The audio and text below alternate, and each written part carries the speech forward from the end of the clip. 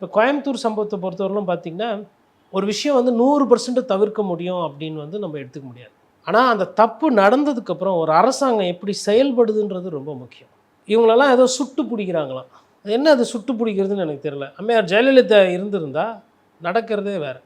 நான் என்ன சொல்கிறேன்றது சட்டம் படித்தவங்களுக்கு புரியும், காவல்துறையில் இருக்கவங்களுக்கு புரியும். நாகரிகம் கருதி நான் அதுக்குள்ளே போகல.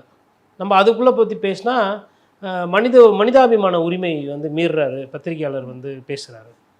காவல்துறை ஒரு சில நேரத்தில் வந்து தங்களுடைய அந்த கண்டிப்பான அந்த பார்வை வந்து இருக்கும். அதாவது இந்த தள்ளுவண்டி, வண்டி ஓட்டுறவங்களெல்லாம் அப்படி திட்டுறாங்க, அடிக்கிறாங்க, உதைக்கிறாங்க. ஆனால் இந்த மாதிரி இந்த பாலியல் சீண்டல் பண்ணுறவங்களெல்லாம் வந்து தப்பு பண்ண 2 மணி நேரம் 3 மணி நேரத்துலேயே தூக்கணும். இந்த மறுநாள் காலைல விடிகால பிடிக்கிறது, காலைல குண்டில் சுட்டு பிடிக்கிறது, இதெல்லாம் வந்து வந்து வந்து மற்றவங்கள பார்த்து பயப்படுற மாதிரி இல்லை அப்படின்றது என்னோட புரிதல். 1.